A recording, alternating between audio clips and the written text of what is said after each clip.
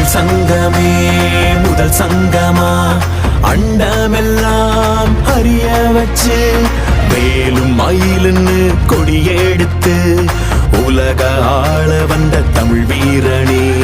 வேலும் மயிலுன்னு கொடியெடுத்து உலக ஆள வந்த தமிழ் வீரனே.